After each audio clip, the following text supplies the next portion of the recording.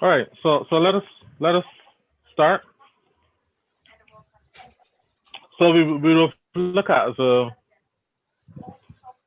7 principles of a HACCP system. All right. Principle number one is what again?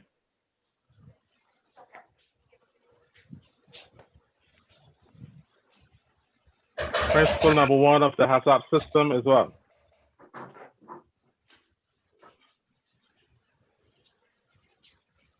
All right. Let me start calling names now. All right. Let me start with my family first. Zaria, you're there? Afternoon. Okay. Yeah. Good afternoon. I Miss Hope. Zaria, you're there? Yes, please. Okay. What's the first principle of a HACCP system?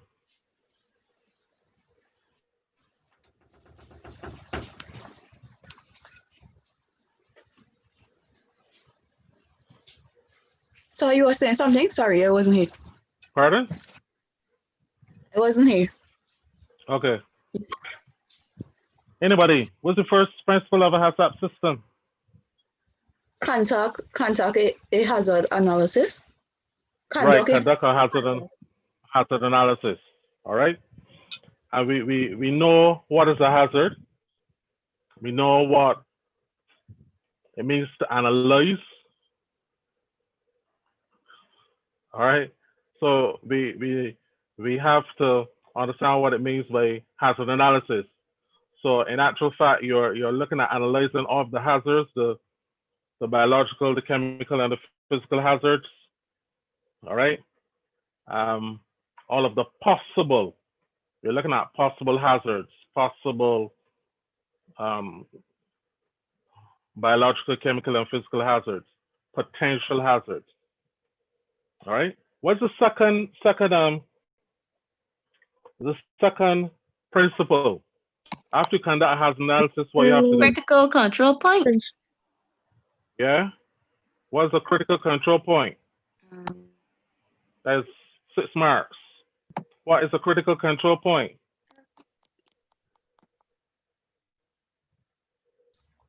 So that is when you have to do That's with the like hand washing and refrigeration. washing refrigeration. No, no, no. Well, I have a more. I don't know if I had given you the detailed definition of a hazard analysis.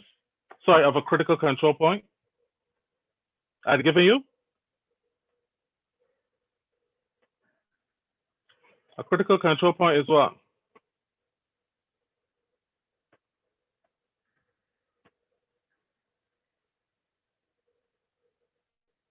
Let me go through that again.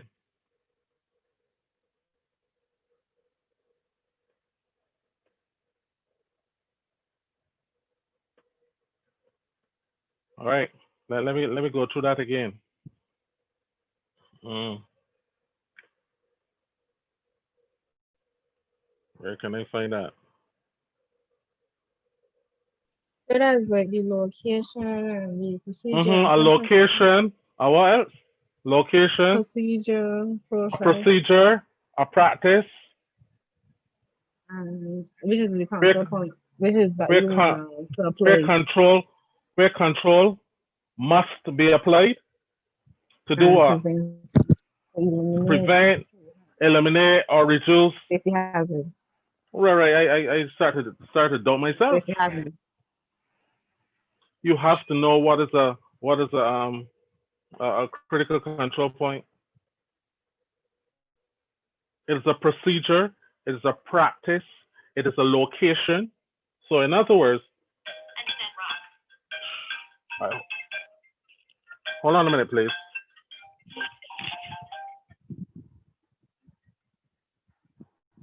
Yeah. Hello. Yeah. Yeah, yeah. I in a class. Okay.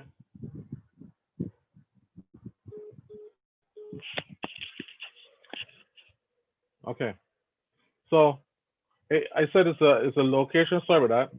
It's a location. It's a procedure. It is a practice. So where the stove is and what you do on the stove is called a critical control point. All right. You cook on the stove. Critical control points are measurable by time and temperature. All right. Um, it must be done. If you don't, if you don't cook the food properly, if you don't cook the chicken properly, if you don't reheat the food properly, those persons who have a low immune system will suffer, will get ill. You're putting them at risk. All right. So a critical control point is measurable. Number one, it must be done, or somebody will get sick. So it's a procedure. It's a location in the kitchen. It is a practice. Everybody get me? Sir, no For sure. lie. Go on. Yeah, yeah, Jordan. All right. Okay. All right. So let's look at this this this video. Let's look at this video so that you can get an idea of what I'm speaking about. All right.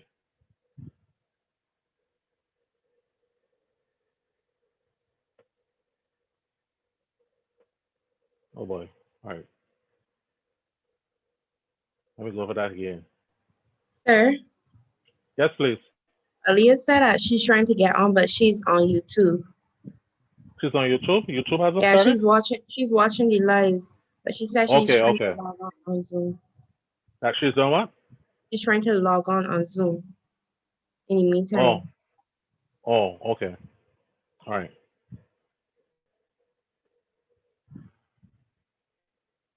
Oh my goodness. All right. Stop share. Share. All right. I want to look at this at the end of it.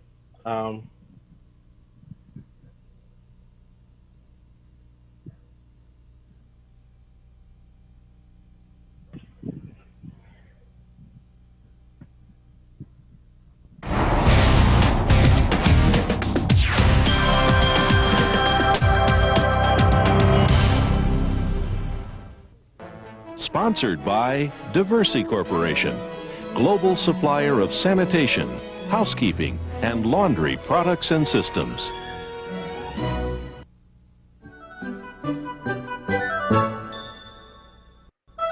What is HACCP? Oh, sure, I know. Isn't it that new drink, a cross between Snapple and 7-Up? HACCP? Yeah. Isn't that rock band that Billy Idol used to sing in? In Dante's Inferno, HACCP, I believe, was a supernatural creature who blocked Dante's journey toward his inner child. HACCP? You bet I know what HACCP is.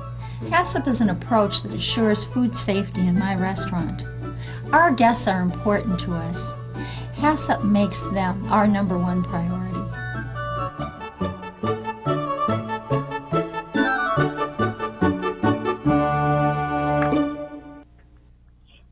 HACCP protects guests by relying on the food establishment's staff, not on regulatory agencies. HACCP is a prevention-based approach to food safety recommended by the Food and Drug Administration. It was developed to safeguard against microbiological contamination, the primary cause of foodborne illness. HACCP stands for Hazard Analysis Critical Control Point and addresses every stage of risk from menu planning through serving. Any food establishment is susceptible to an outbreak of foodborne illness. Obviously, this doesn't look good for the guest, staff members, or for the food establishment's well-being. This video will help you understand the 7 principles of HACCP and how to go about implementing a HACCP approach of your own.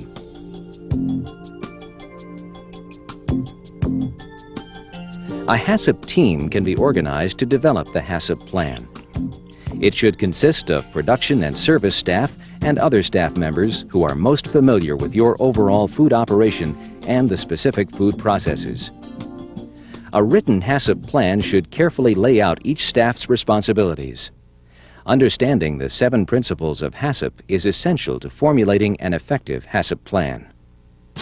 Principle number 1 is assessing hazards. Hazards come in many forms and at any point in the food process. They can be biological, chemical, or physical, and they often manifest themselves invisibly on a microbiological level. These hazards must be identified and the risks estimated so the major hazards can be addressed in the HACCP plan. The HACCP team, using its expertise, constructs a flowchart or diagram that lists the steps in the process and identifies the likely hazard areas at each step. This leads us to principle number 2, identifying critical control points. A critical control point, or CCP, is a step, point, or procedure at which something can be done to prevent or eliminate a hazard or reduce it down to acceptable levels. One example of a CCP is preparation, where cross-contamination can occur. Preparation would be added to the flowchart as a critical control point. There are many control points, but relatively few are critical control points where loss of control causes food safety hazards. The major CCPs are sanitizing equipment and personal hygiene. Extra care must be taken when handling foods such as ground beef because it is a potentially hazardous food and bacteria grows at a much faster rate than other foods. Another major CCP is keeping food out of the temperature danger zone of 40 to 140 degrees Fahrenheit. Microorganisms grow fastest in this zone, and the food should be in this temperature range for no more than 4 hours total time, from time received to the cooling of the food. This leads us to the previously mentioned CCP, cooking. Ground beef must be cooked thoroughly and out of the danger zone to the proper temperature of 155 degrees Fahrenheit. And finally, cooling. Cool the ground beef to the proper temperature of 40 degrees Fahrenheit or below within 4 hours.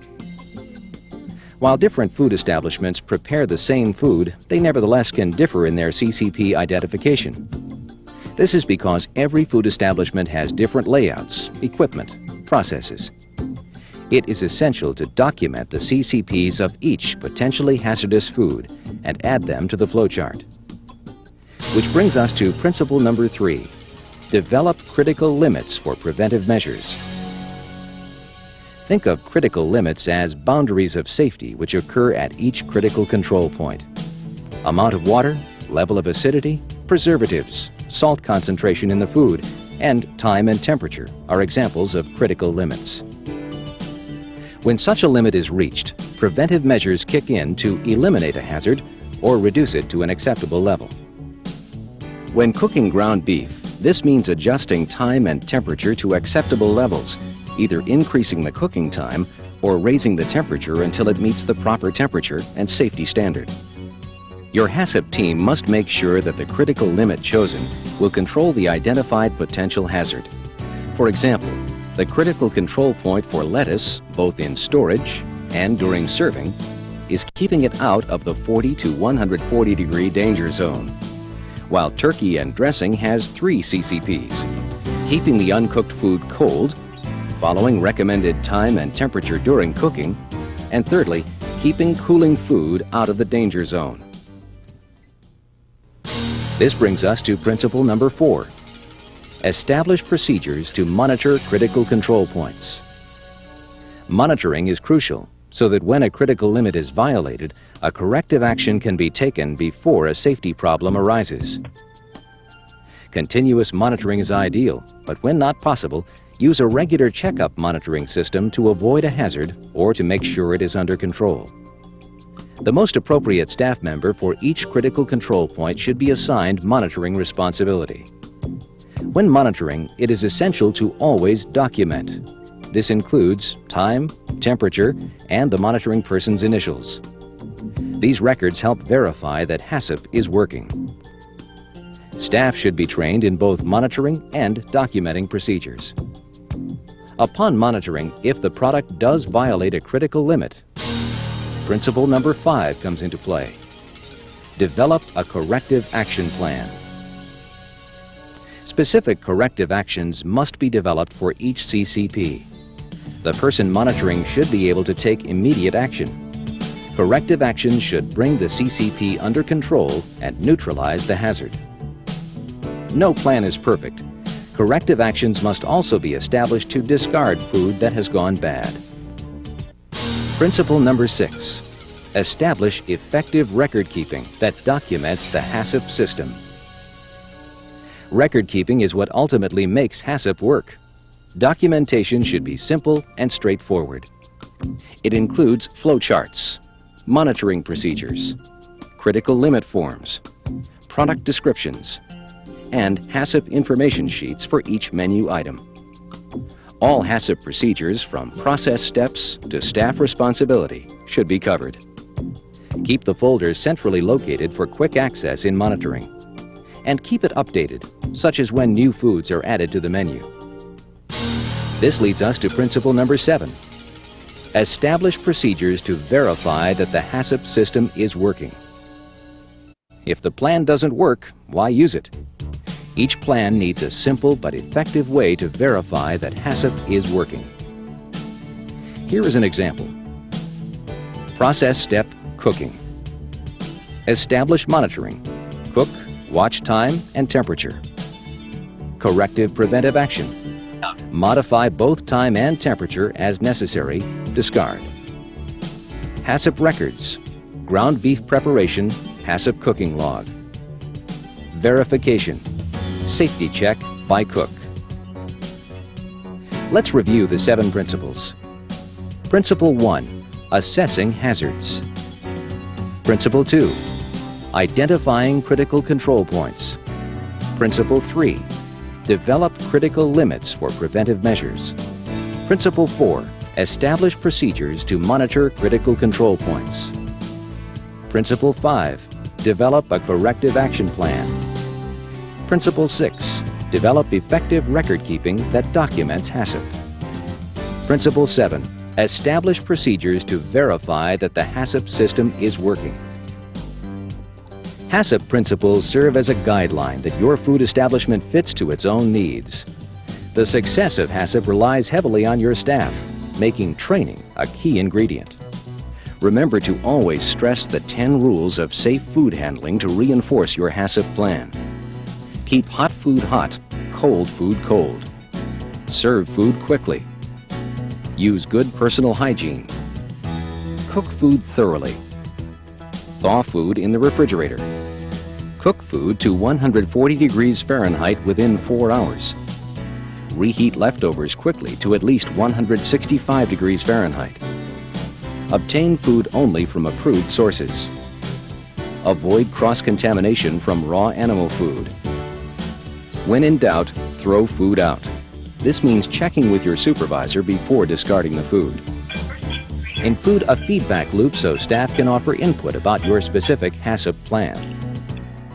HACCP is doubly effective because while relying on self-inspection, it also enhances regulatory authorities' involvement.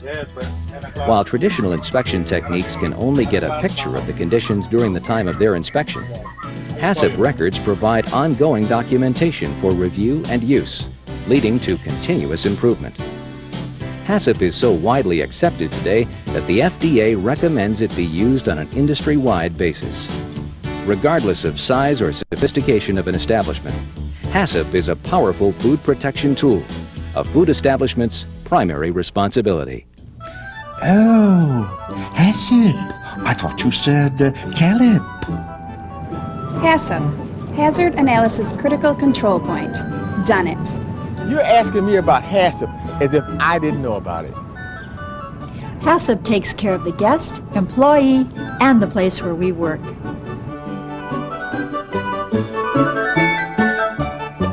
All right.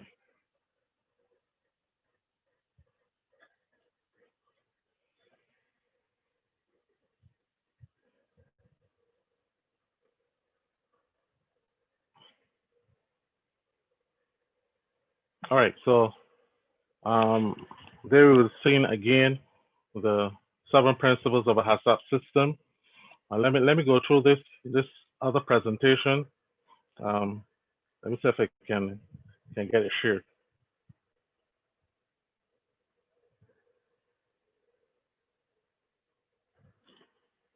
Oh.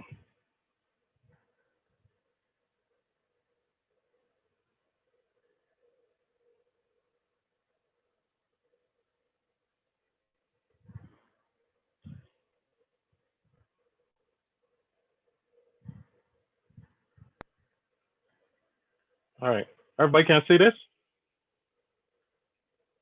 Yes, sir. Okay. All right. All right. So we're looking at hazard and control and preventive measures. First of all, we look at to see what is a hazard. All right. This is something that we would have gone through on a daily basis, on a weekly basis. Sorry. All right. The biological, chemical, or physical agent or condition of food with the potential to cause an adverse health effect. We didn't have such an exotic definition. We said it's anything that can cause harm to the consumer. All right.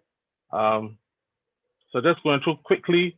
So we're looking at the classification of hazards. Here we have the classification of hazards: biological, chemical, physical. Everybody aware of that, right? Yes, sir. Hello. Yes. So when we look Yeah. at biological hazards, we're looking at bacteria and viruses and parasites. We're looking at microbial toxins that you get from fish, toxins that you can get from certain bacteria. All right. When we look at chemical hazards, you're looking at pesticides and herbicides and inorganic contaminants and antibiotics, etc., paints and disinfectants, food additives. All of those are classified as chemical hazards. So chemical hazards could occur naturally in food. It could be intentionally put into food. It could be accidentally put in food, or you could sabotage the food using chemical hazards. So chemical hazards would be like histamine poisoning, all right? Cigotoxin, allergens. Now, when we look at those chemical compounds that are intentionally found in food, we're looking at additives, you're looking at nitrates, the food, preservatives, you're looking at your flavoring agents, monosodium glutamate, that's MSG, all right? Physical hazards will be like foreign matter. All right, this is revision, okay?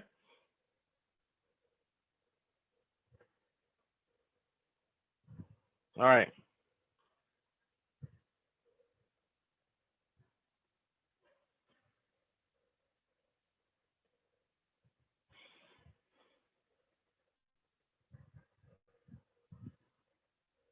So we would have talked about an effective dose, where we look at how certain bacteria will work. All right. So we said that there's certain bacteria that have a low infectious load and those which have a high infectious load. So those with a very low infectious load are the most infectious of organisms. Things like Shigella, things like typhoid fever. They have a very low um, infective dose. While certain serotypes of salmonella will have high numbers. All right. Okay. I'm looking for all right. So when we're looking at foodborne diseases, when 2 or more people experience a similar illness after eating the same food, we can classify that as a foodborne disease. All right. Both of you went to Uncle Hallow and had probably roti. All right, and became ill. It might not necessarily that you became ill at the same minute and second, but you would have had similar signs and symptoms. We can call that a foodborne outbreak. All right. All right. So we have some diseases here. All right. We have some. Sorry. We have some organisms here. Can anybody tell me what is the disease that you can get from salmonella?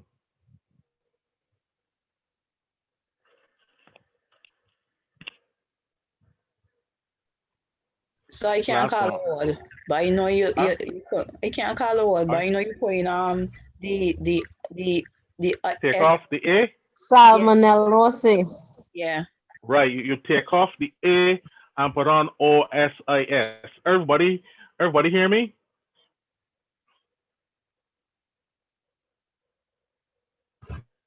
Yes, sir. Everybody getting me? Okay. All right. What is the disease for what is the disease that you get from Shigella? Shigellosis. Right, you take off the A and add on OSIS. What is the disease that you get from Listeria?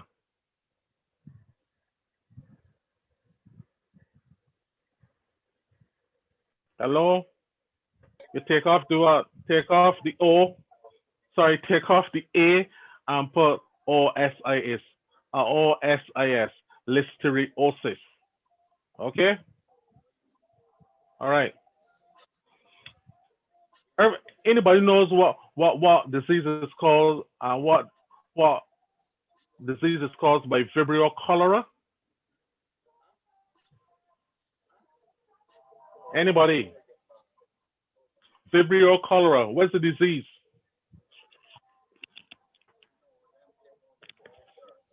So What not the last cholera. what the last word look like? Cholera. Right. The disease from Vibrio cholera is cholera. Cholera. All right. Remember that. All right. So here we have some of the most um, common diseases. All right. Foodborne diseases. Anybody ever heard about Bacillus cereus Yeah. as associated with what? It just come from the earth, like ground provision and so on. Mud, Okay. dirt. Right. It's from the dirt. Cereal products, basically. All right. Is this an infection or intoxication? Will it cause an infection or intoxication? Intoxication. Intoxication. All right. E. coli 0157:87. What is the disease? E. coli. E. coli. Okay. All right. Um, what is the disease that you get from Listeria monocytogenes? Listeriosis, whatever that name is. Right, listeriosis. All right. Of course, we have salmonella, salmonellosis, shigellosis. Shigella can also be called bacillary dysentery. All right, so there we would have had some of the most common diseases. All right. All right. I was looking for somebody, please please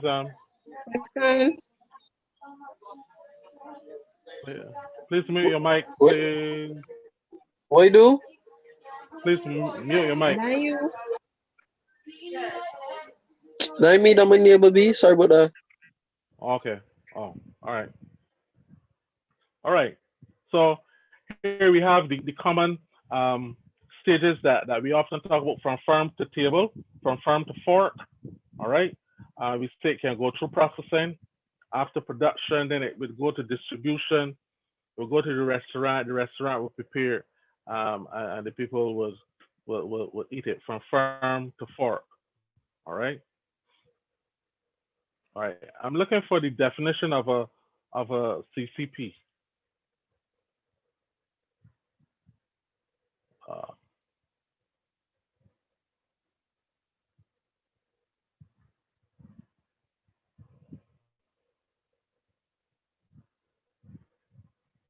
okay. Am I not finding this one?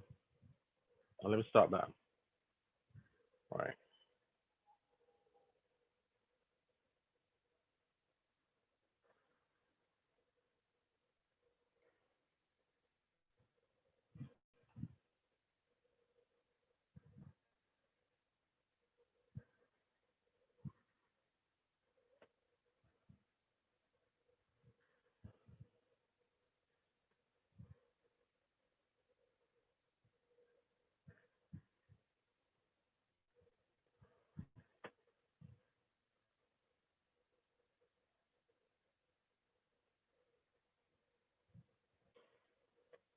All right. Somehow I'm not seeing um, the definition for critical control point, critical limits. All right.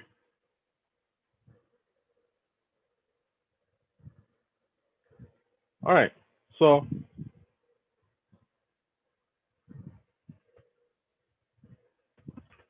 I'm going to share my screen. I want you to write down this definition.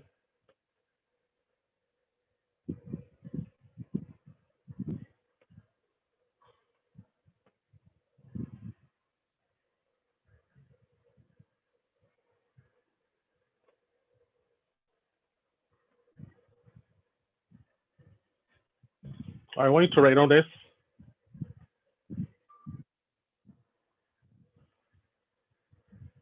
Everybody can see it, right? Sorry. Everybody can see that? Yes, sir. Okay, write it down, please.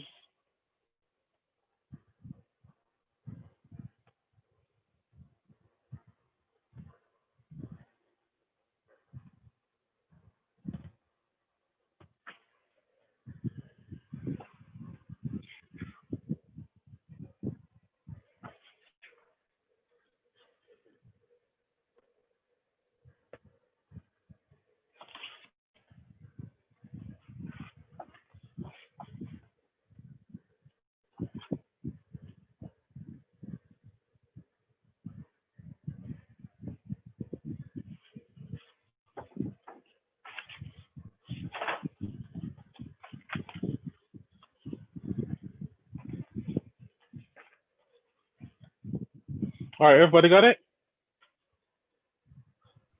Yes. No.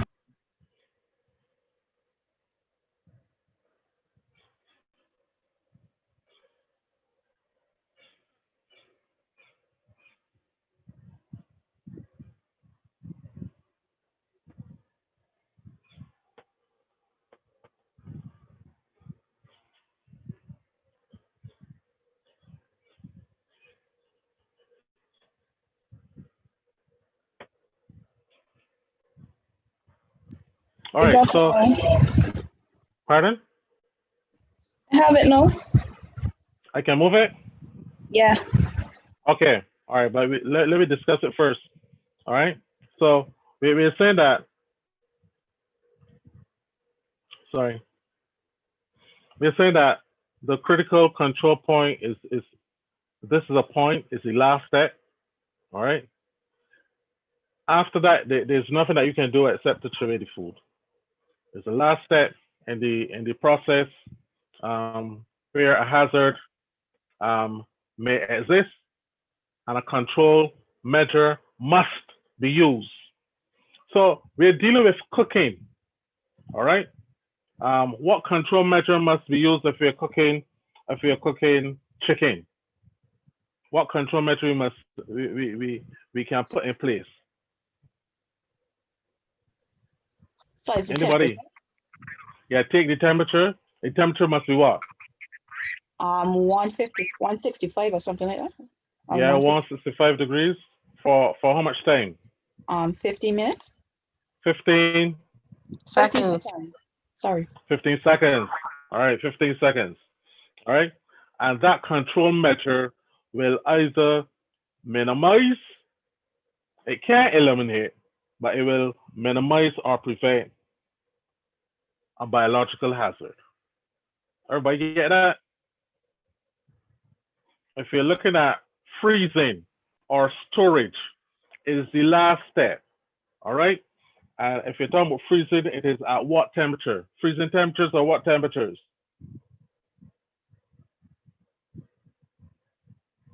So it's 18 degrees? 18 or minus 18? Minus 18. Right. So that must be done in order to prevent or eliminate or minimize the hazard. Remember that. All right. Now, when we look at a, let's go back again. All right. So when we look at a control point now, it is any step in the flow of food where physical, chemical, or biological hazards can be controlled. So a critical control point is of more significance than a control point. Everybody heard me? It is more significant.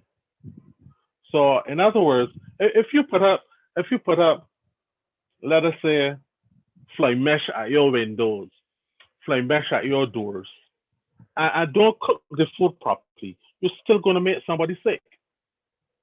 Yes, but you will prevent flies from coming in. All right? But with the critical control point now, it must be done or somebody will get sick. All right? That's the difference, the subtle difference between control points and critical control points. All right? So you say critical control point is more significant than control point? Yeah. Okay. Yeah, it's much more significant. I'm not saying that control points are not significant. Sorry, I'm not saying that they're not important. All right. What I'm saying is that with critical control points, you must put them in place, or somebody will get ill. All right. Somebody will get sick. So when we look at a hazard analysis critical control point, when we look at the principles of hazard analysis critical control point, you want to make sure, rather than having to be ready to test food now, you're making sure that the food that you put into the stream of commerce, the food that you put into preparation is already fit for human consumption. You just have to go through the normal procedures in order to have that food fit for human consumption. All right. So yes, you're going to do your testing, but you would have made sure in the first instance that your food is fit, because you would have gone through what you call good agricultural practices, which will be like the first stage in the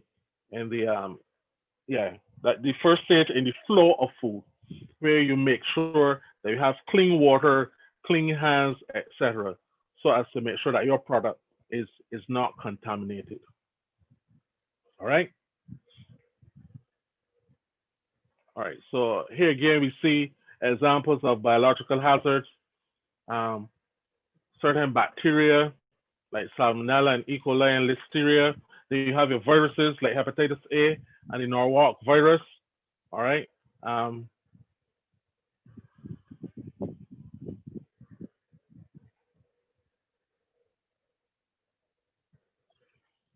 Right? Then you have your parasites like Cryptosporidium parvum and Psychospora.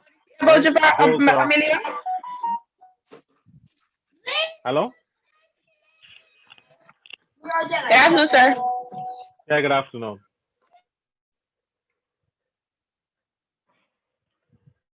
All right. Now, everybody heard about Fatom, right? Hello? Yes, Fatom. sir. Yes, sir. Okay. Yes. What are we looking at? When we talk about Fatom, what are we looking at? Food. Yeah? Temperature, time.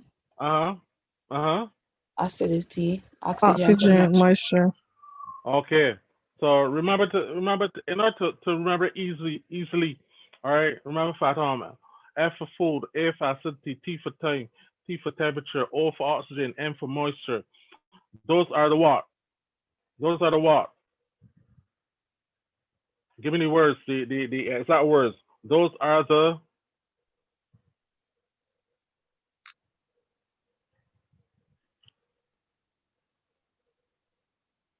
You know how much time between now and the 7th, you know?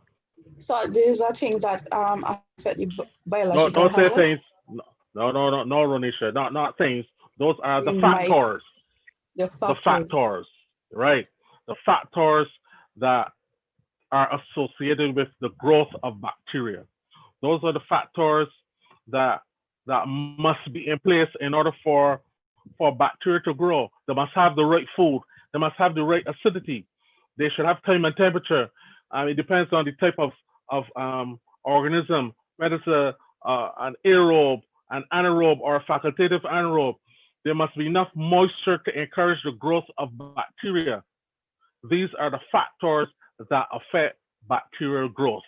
So if you decrease the acidity, if you shorten the time, if you increase the temperature, if you reduce the moisture, you can you can you can make a great impact when it comes for the growth of bacteria.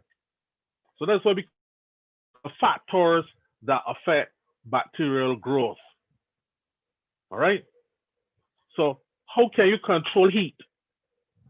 How can you control how can you control bacteria using heat? Anybody? Mr. Jordan, I hear you lately. I just say that you present. How can you control bacteria using heat?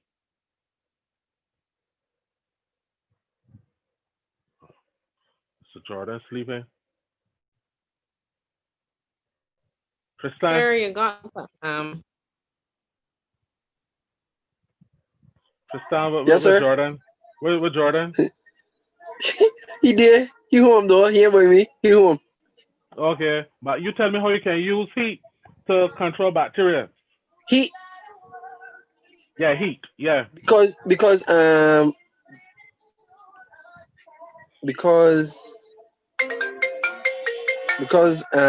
heat, right? I think it is that the cold is what is somebody calling me. Right. The cold is was Oh, you're dealing with heat. You're dealing with heat. You're dealing with cold. I get somebody to but deal with cold. heat does stop the process of bacteria growing. How? For example. The say chicken. When you bake chicken. Yeah, right. You know cooking. Chicken. You know cooking. Go ahead. When you cut the chicken, the heat. What temperature you gonna get?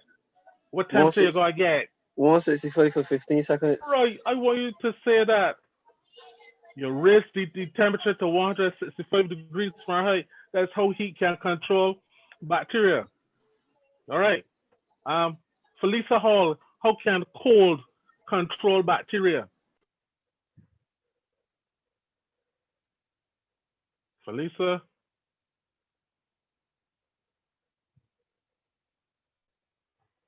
Brianna Oliver, how can cold affect the growth of bacteria?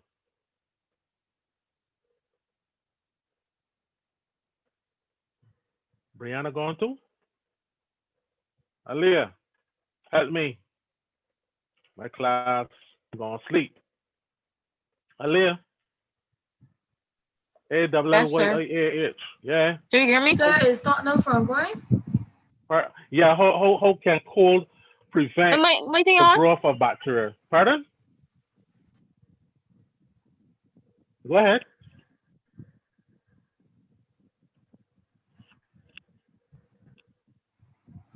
I didn't hear that. Sir, I asked if it stop it from growing. How can by what? It stop it from spreading. By doing what? What it does?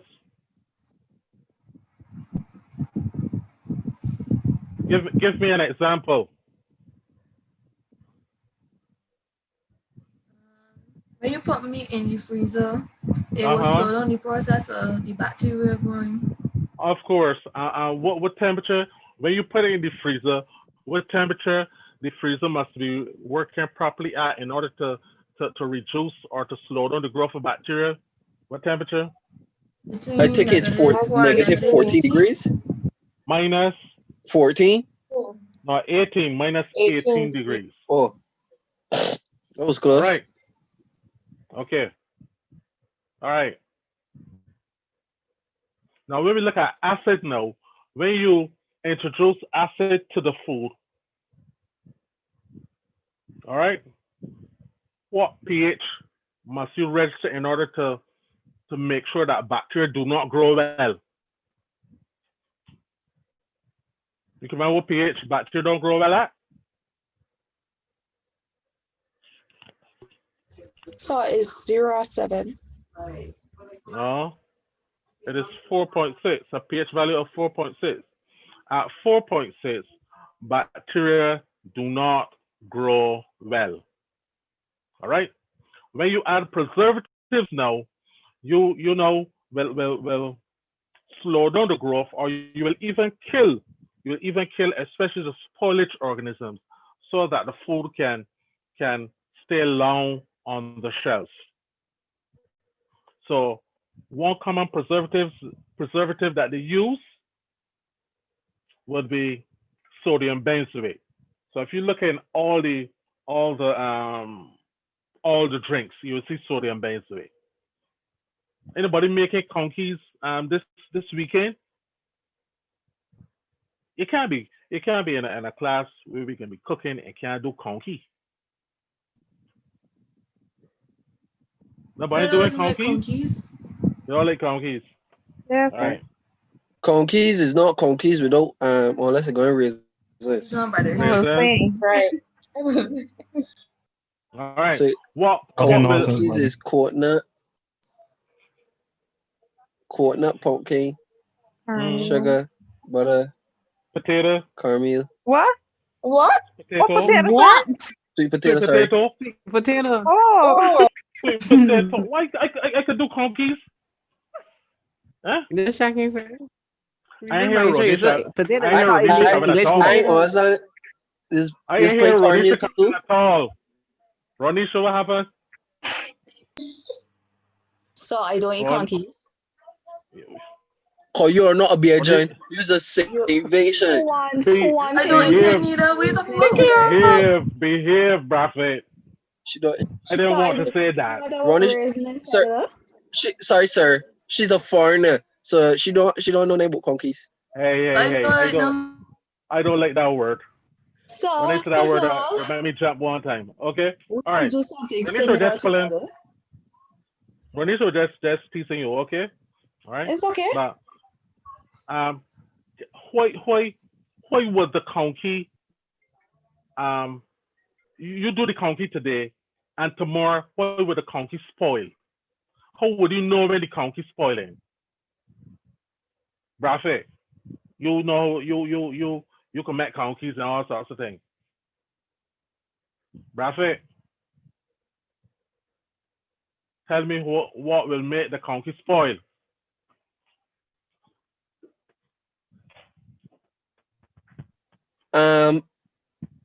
Like getting it cold and reheating it over all the time, and not at the right temperature. Not necessarily. Well, okay. All right. I could take that. Because once sir, once it have the at the ground right temperature, if you, right. Those grown provisions if will it's still too have cold, the it is go organisms off. in them. Right. Yeah. Well, you can make some conkeys to me then. So you know what to do. Right, Braffett? Sir, I don't speak Spanish. All right. Now, how would you control bacteria with respect to moisture or water? Anybody? You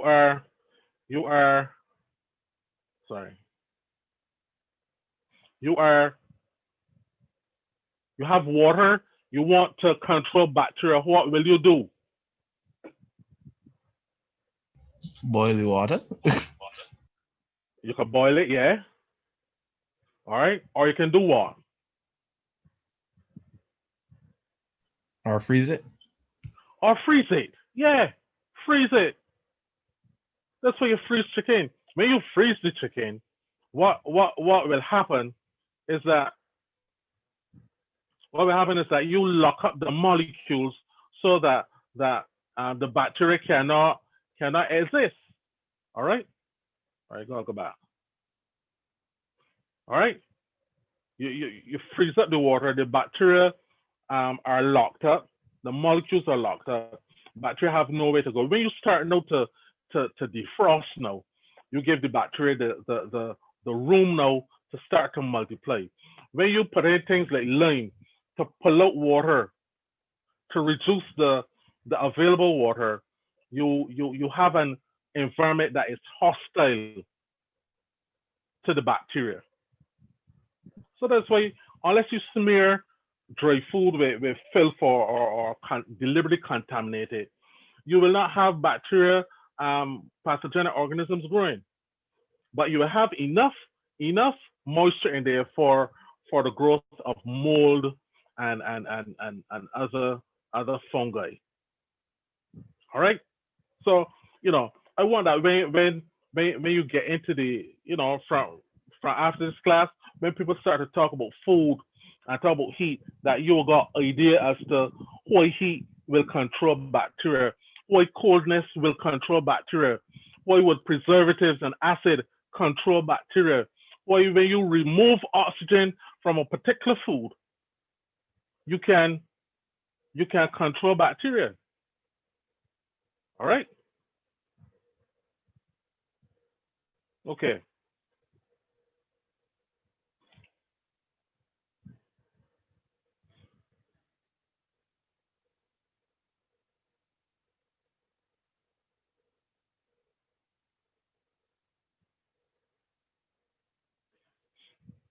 All right. Now, before you start your HACCP, certification and all that, there's some things that you must have in place. You must have something called good manufacturing practices. All right. You should have sanitary standard operation procedures. So you have to have a pest control program in place, a chemical control program in place. You must educate and train your people. Everybody with me? Yeah, so Yeah. Okay. Why is it important that before you have people cooking food and preparing food for public consumption, that they should be trained? Anybody? Why should you train your workers? Why are you being trained? Not only in food safety, but in dealing with the public. Why are you trained, or why are you being trained? To reduce lawsuits and all them kind of things. Right. You don't want that you when it comes to food safety, all right? You don't want to make a mistake and they say, all right, sorry, that was a mistake. I ain't gonna make that mistake no more. When that happen, a lot of people could die, could have died, All right. But if you are trained, then you will know what procedures you will put in place so as to make sure that your food is fit for human consumption. All right. You don't want that people say, look, don't go by that woman to buy this sauce, cause that sauce, first of all, it smell bad and it's make you sick. You don't want that. You want that people will say, look, I use this sauce don't only taste good, but I watch her what she did preparing it, and she was doing it in a proper manner. All right. The only way you could do that is if you have been trained, and it doesn't necessarily mean that you have to go to community college to learn that. If your parents have trained you with respect to preparing that food, once they do the right practices, you're well trained. All right. You will be trained to how to deal with the public. You're looking at you're dealing with hospitality. All right. Um, Dealing with the public is something that today a lady came inside the office and said that the office, she dealt with me and another officer. So that she have been to other offices, not necessarily public health offices, but other government offices, and have not been treated properly. All right, they got some people that feel it's their inalienable right to just be unkind and rude to people, and you're dealing with people in hospitality.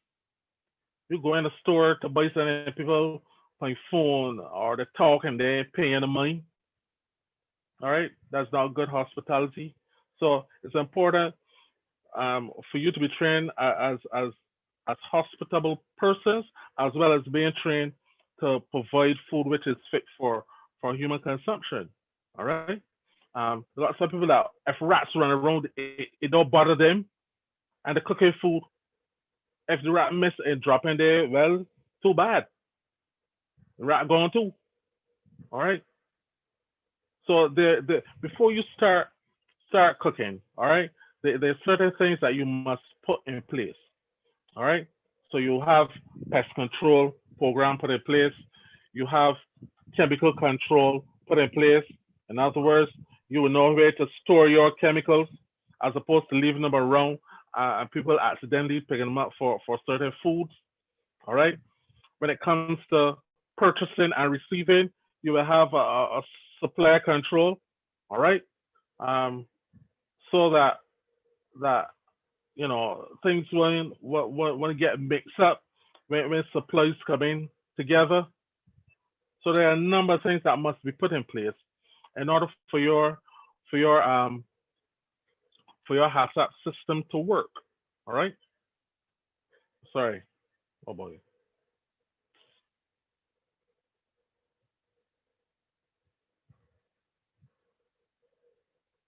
All right. So first of all, you have to assemble a HACCP team. A HACCP team will include people who can make decisions. All right. You want people who know. You want the engineer there because he knows how certain machinery will work. All right. You need the person who is trained in food safety to be there. You need managers to be there so that they can make decisions. You don't want that you discuss things and then you're going to write a memo so as to get this and get that. You want people in there who can make decisions and make decisions right away. All right. All right. Um, so here we have the HACCP principles again. You conduct a hazard analysis. You determine the critical control points. All right. So when you look at your possible hazards, then you will put measures in place to reduce or to eliminate those hazards. The point at which you put those measures in place to be the critical control point. Remember that the critical control point is the last step. All right. Then you will determine your critical limits. Your critical limits are your standards. So the critical limit for the temperature danger zone is what? Anybody can tell me? What is the critical limit for the temperature danger zone?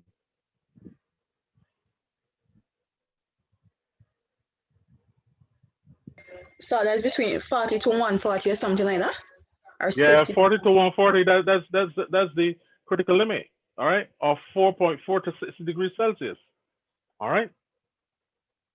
That is the critical limit. I could ask you, what's the temperature? I asked you, what's the critical limit? The critical limit is the, trying to look for the definition. Anyhow, the critical limits are those standards that would have been set by a commission called Codex Alimentarius. All right, Codex Alimentarius is a commission that was formed between FAO and WHO. So Codex Alimentarius they do a lot of testing. So when we tell you that the temperature danger zone is from 40 to 140, isn't that I arbitrarily bring up those two numbers? All right, when I told that it's minus 18 degrees Celsius for freezing, those have been um, proven instances. All right. So when we are dealing with HACCP, when we are dealing with food safety, you have to trust the scientists. Don't do like Trump and feel that he's a scientist and never went to school yet. All right. I learned that in So you Brooklyn. carrying in Trump hard. Pardon? You carrying in Trump hard. Yeah, yeah. Trump won. I don't let me talk with Trump.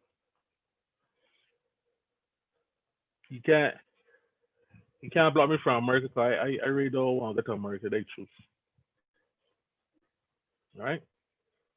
Yeah. So you have to trust the scientists. All right. So when it comes to food safety, you have to trust the scientists when they tell about Shigella, when they tell you about E. coli, when they tell you about Vibrio cholera, when they tell you about Trichinella spiralis, that's the parasite. All right, you have to trust the scientists, and so when you trust the scientists, you're able now to make sure that your food stay within safe parameters. You have to determine monitoring. So one of the best known monitoring procedures is the use of the thermometer. All right, that's where you test, you get your temperatures. Then we talk about corrective action. If things have gone, if things have deviated, if there's a deviation, then they must be brought back to the correct, to the right track. And when you bring back things onto the right track, you are taking corrective action. All right, everybody still with me? Hello? Yes, sir. Yes, Yes, sir. sir. Yeah, okay. So taking corrective action might be changing back to your original ingredients. Taking corrective action might be putting the food in the refrigerator. Taking corrective action might be just putting it back and have it reheated, or even dividing it up and sharing it at that point in time. So when we deal with HACCP does not, you know, we don't want to waste food.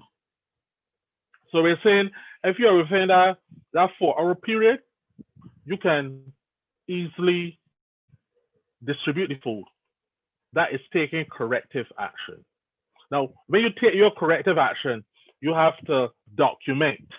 You have to keep records. Now, your records, you will have what we call logs. Your logs must be easy to for documentation. People don't like to write. When you tell people to write a report, they start to tremble. People like to write down yes and no, satisfactory and unsatisfactory. They like to tick boxes. So your log, your documentation procedures might have boxes to tick. It might have little one words to put in. All right. So it's important that those who are doing the documentation, those who are doing the record keeping, are honest. Your records might have to go to the court. Your records might have to go to your company lawyer so that they could plead your case in, just in case they had a foodborne outbreak. When they look at your records, they will see that you would have done due diligence. In other words, they could see from the particular food that was the offending food that you would have done the right thing with respect to thawing it out, preparing it, cooking it, and even sharing it out. So, for instance, if someone had claimed that they got food poisoning from a hamburger, you'll be able to look to see at what particular time that person had that hamburger. You could, with proper documentation, you'll be able to say how much hamburger the body had. If they had a 20 ounce hamburger, or or a little small hamburger, because those records must be kept. When you take out your hamburger and it's roasted, you gotta wait and see how much it is. All right. Or you might have a standard size hamburger, and you would know that he had a 16 ounce burger, a 1 pound burger. All right.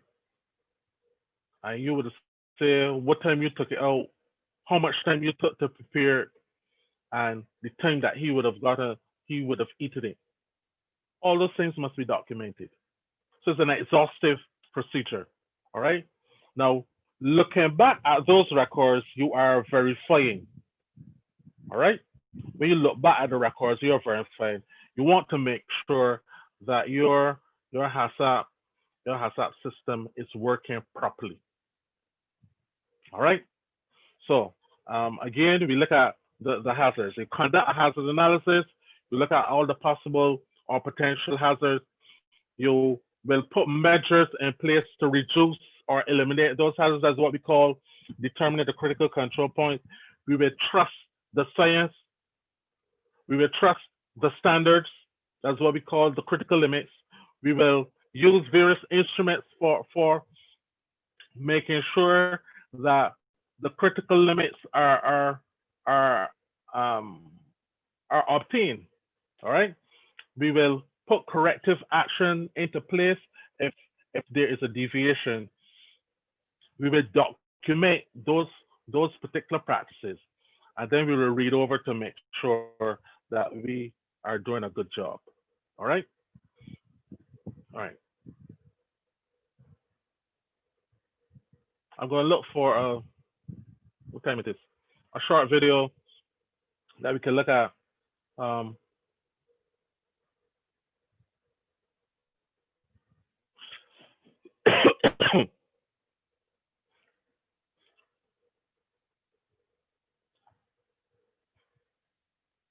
We look at a short video. Give an idea of what's happening.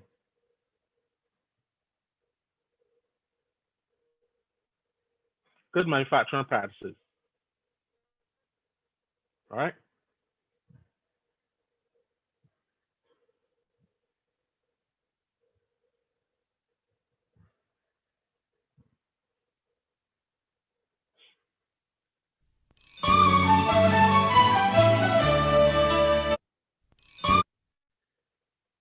Sorry.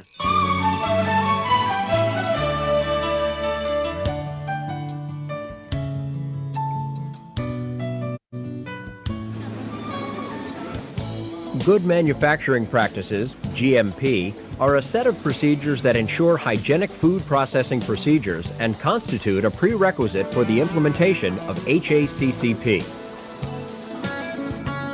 The GMP must be documented and requires periodic verification. The general principles of food hygiene are applicable to all food processing steps, from primary production to the consumer, and establish the conditions of hygiene required for the production of safe foods. We will now consider the most important aspects of good manufacturing practices for food handling.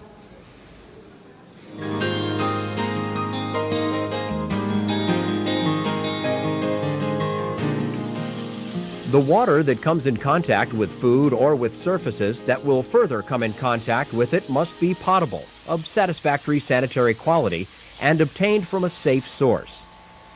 An important aspect of the operation in the processing of any food must be the safety of water. A complete GMP plan must take account the sources and treatment of the water that comes into contact with foods or is used to produce ice. The water used to produce foods must also be potable. This applies equally to ice and steam coming in contact with foods. The water and its source reservoir must be analyzed for quality at least every 6 months. To be considered potable, the water must meet the standards established in the latest edition of the World Health Organization standards, which establish the quality standards for potable water.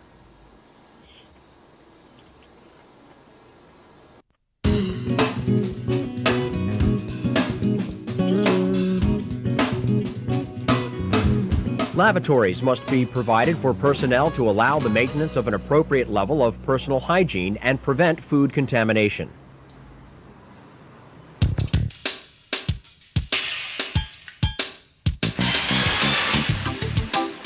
A food processing plant must be fitted with appropriate facilities for natural or mechanical ventilation so as to minimize food contamination from air tainted by, for example, aerosols and condensation droplets, control the environmental temperature, remove odors that may affect food safety, and, where necessary, control the humidity to ensure food safety. Ventilation systems must be designed and built in such a way to prevent airflow from contaminated areas into processing areas.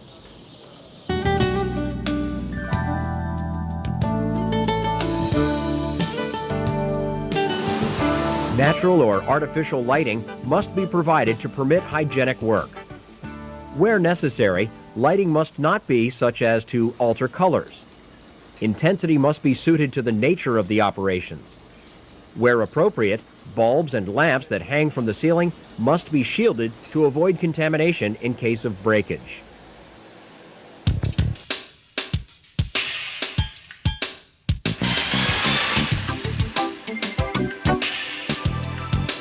Storage of raw materials, ingredients, and other products used in food processing must be such as to permit adequate maintenance and cleaning, prevent the entry of pests and the construction of nests, permit effective protection from contamination during storage, and provide an environment that minimizes food spoilage.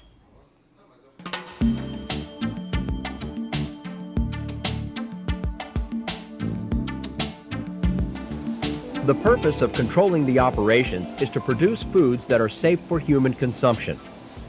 This can be accomplished by developing operational requirements for products and their raw materials, composition, processing, and distribution, and for their use by the consumer.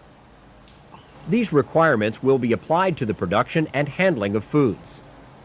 In addition, control systems must be designed, implemented, and monitored, and their effectiveness reviewed.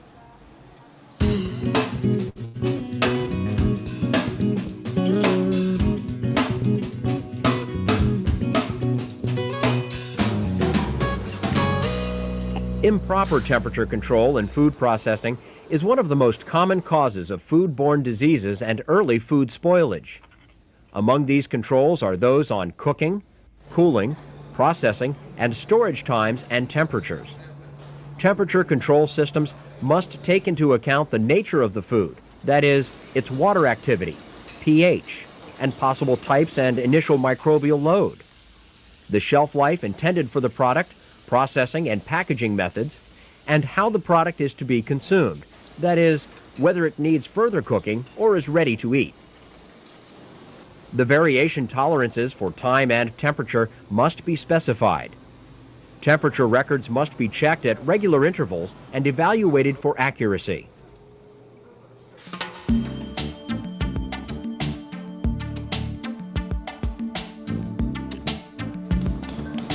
Pathogenic microorganisms can be transferred from food to food either by direct contact, the food handlers, the contact surfaces, or the air. Raw and unprocessed foods must be separated, physically or in work stages, from ready-to-eat foods, and effective cleaning and sanitation provided between those stages. Access to processing areas must be restricted and controlled. Employees must wear clean uniforms, including shoes, and must wash their hands before entering these areas. Surfaces, tools, equipment, accessories, and furniture must be thoroughly cleaned and disinfected after contact with raw foods, especially those of animal origin.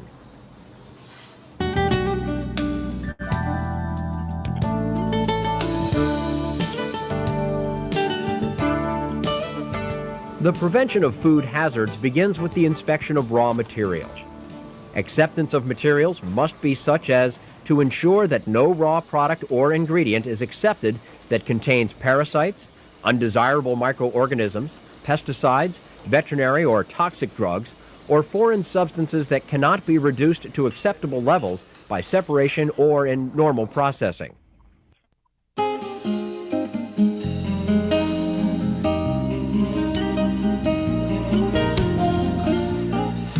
Packaging must ensure adequate protection of the product to minimize contamination and prevent damage and must provide adequate space for the label.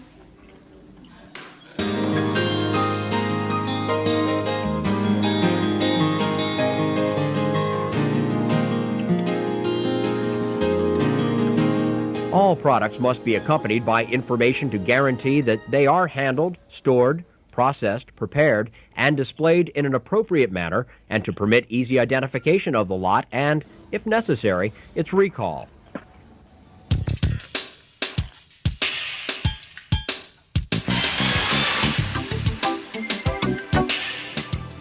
Commercial products must be traceable both within or outside the plant. Internal tracing is done in the course of the processing, and external tracing takes place when the product has already been released on the market or into the distribution system. Recalling products may be necessary to protect public health. After recalled, the food items may be reprocessed or destroyed, depending on the problem detected.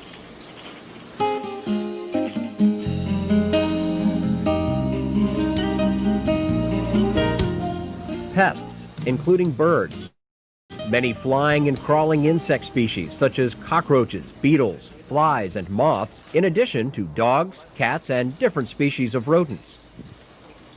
The presence of pests in a food processing plant can cause diseases in consumers through microbial contamination carried out by them. Integrated pest control consists of 4 elements: prevention of access, prevention of nesting, eradication, and monitoring. Pest infestation can arise where there are suitable nesting sites and available food. It is important to evaluate how well the establishment is able to keep pests out. Premises must be kept clean indoors and out.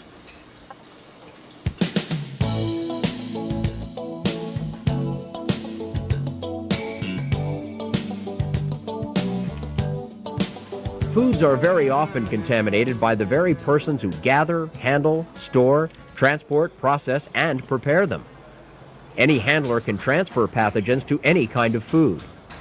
This may be prevented, however, by proper personal hygiene, behavior, and handling practices.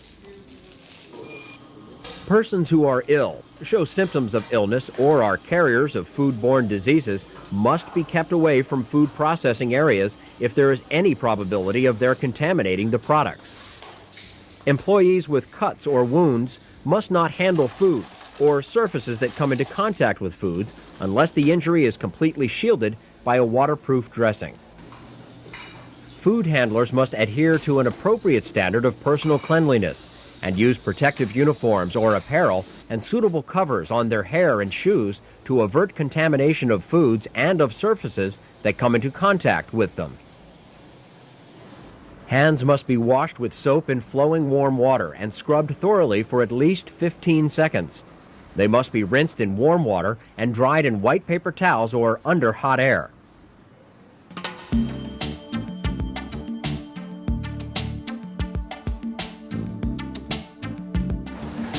Foods must be appropriately protected during transportation.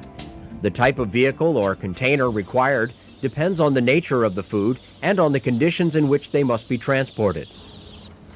Vehicles must be designed and built so that they will not contaminate the food or its packaging, and so that they could be cleaned and sanitized when necessary.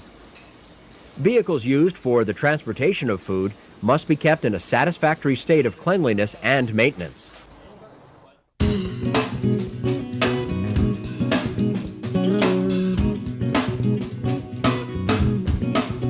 Food processing establishments must conduct courses on personal hygiene and food hygiene for their employees. This training must be evaluated periodically to determine the need for reinforcement. Persons involved in food processing must be trained in good manufacturing practices, or GMP, and made aware of their importance. All personnel must be aware of their particular roles in and responsibility for the protection of food from pathogens and spoilage microorganisms. Handlers must have the necessary knowledge and enough experience for hygienic handling of food.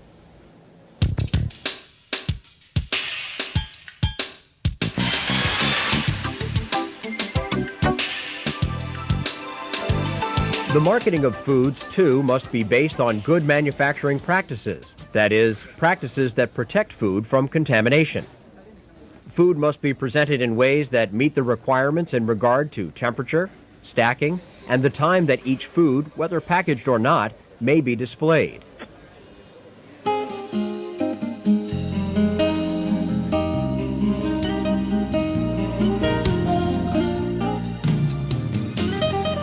The kitchens of restaurants, dining halls, hospitals, catering services, and street vendors must adopt good manufacturing practices with a view to the foods they prepare and the customers they serve. The principal, but not the only controls in food service, are those of time and temperature in food preparation and the prevention of cross-contamination. Outbreaks of foodborne diseases in kitchens are generally traceable to failings in one or both of these two controls.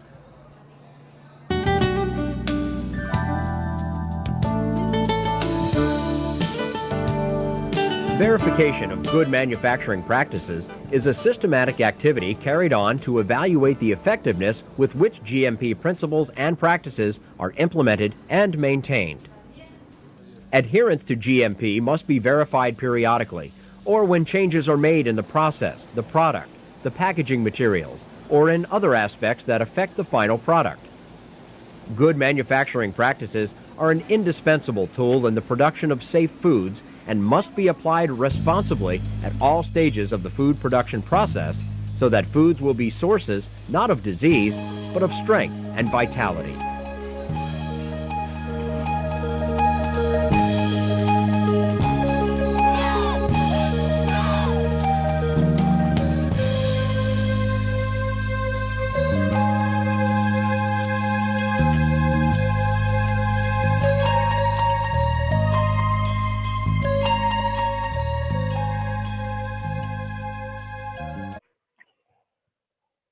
Okay.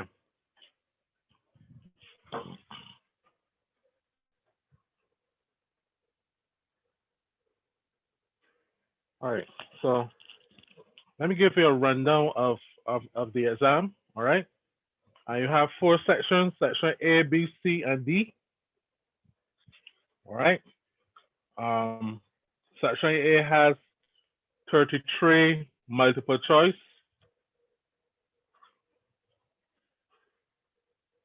Everybody here? Yes, sir. Yes, sir. Yes, sir. Okay. 33 multiple choice. Section B, which has short answers. You have 10 short answers. All right. So there's some easy marks that you can. Yeah. Some easy marks that you can pick up in the short answers. All right. Um, so if you, yeah, you be told, you know, the list 6 things, you get 6 marks, etc. And then you have four case studies, 4 easy case studies. Let's read them through carefully. And then section D has in 4 questions, 4 very, very easy questions. All right. Sir, all I hear you saying is easy and easy. And all I hear is easy. I don't know if it's gonna be easy, to be honest. Pardon? All I hear you saying is everything easy. This is Jordan. Yes, That's sir. Jordan. Yes, sir. You didn't mind that they complaining to me freely. Everything hurts. All right. Yeah, I complain. Are you get good marks? I didn't even see my marks, to be honest. Let's see your marks. Nah. You ain't get your paper? Nah, I ain't got my paper. Okay, for all those who ain't get the papers, please go to You're going the marks resource center. All right, going marks there. Everybody want to hear the marks? I want to hear mine. I know everybody want to hear mine. All right. Yeah, I want to hear mine. All right. Wait, I want to hear his. If you hear mine. All right.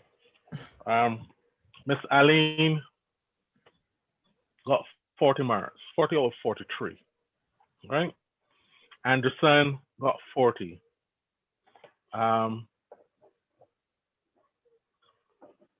Aston would have gotten 39. Tiana Branch, 41. Tristan, 40. Gibbs, wait, no. Connell, 42. Boop, boop, boop, boop, boop. 40. Gibbs, 41. Greenwich, 35. K. Griffith, 39. L. Griffith, 41. F. Hall, 42. K. Hall, 41. Hope, I ain't calling she first name because she laughed at me last week, Friday, 41. Jordan, 39. Low, hello, no. Low, Mears. Mears, 39. Oliver, 41. Squares answer Joy today. Squares, 42. Jessica, she know how much she get, 38. A. Williams, 41. R. Williams, 42. Hinkson, 42. Watson, 38. And Zaria, 37. Sir, how much is Oka? Oka, 43. All right, so I would get 10%, 10% of those marks. And then the one that we did that was Oka 30, you will get 15% of that. And then the exam will be 30%. All right. Please, you still have some time to do your revision. All right. Please brush up on your revision. Go back to the YouTube videos that you can brush up on your revision. All right. It's not too late now. Brush up on your revision. I understand the exam is on the 7th. All right. Yeah. Yeah. Somebody was saying, sir. Tristan. You giving us the topics? Maybe topics I was saying. Oh, I can't remember. From module 1 to 9. All right. I tell you, you'll learn that temperature. When we look at factors, you have to look at time. All right.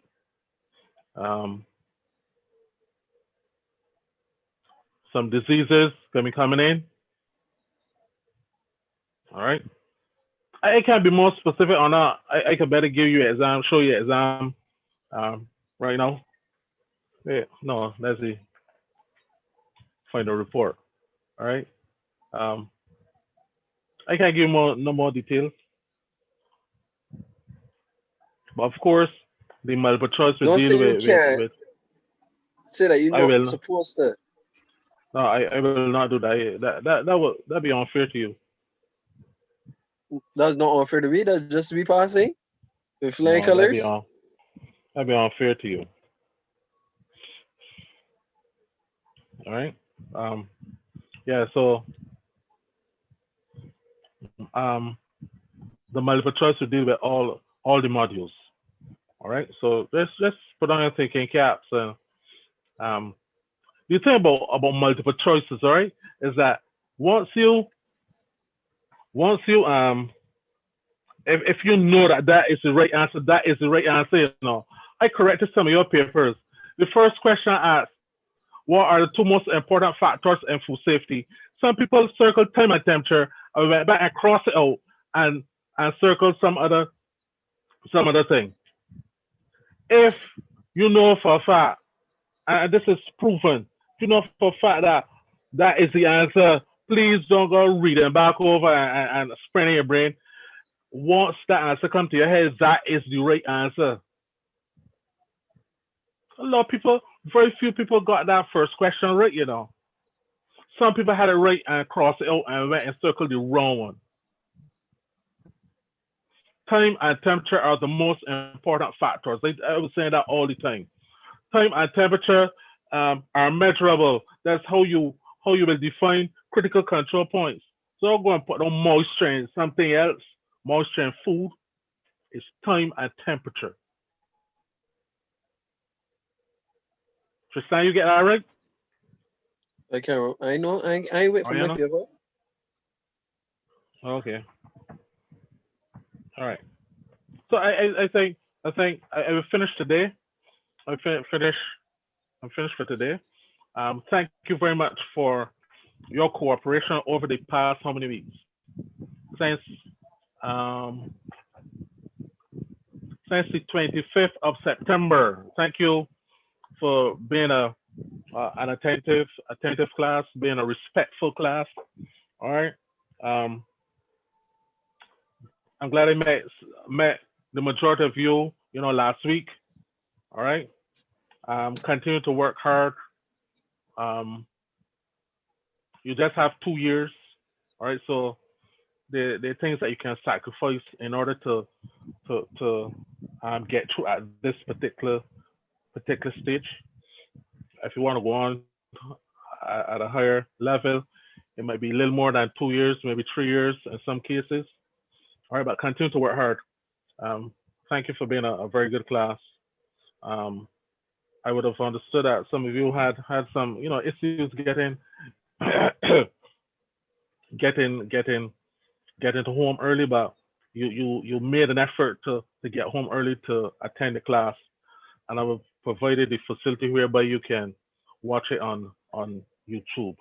So thank you again. All the best of. I don't even want to say all the best of luck. All the best. All right. Study for the exam. If you study for your exam, you will pass the exam. All right. So all the best for the holidays. Be safe. All right. This weekend. Remember that Corona is still around. Be safe. Study hard, and you will get the results. All right. All right. Thanks, sir. So, Thank thank you very much. Thank you very much. Thank you, sir. All right. You're welcome.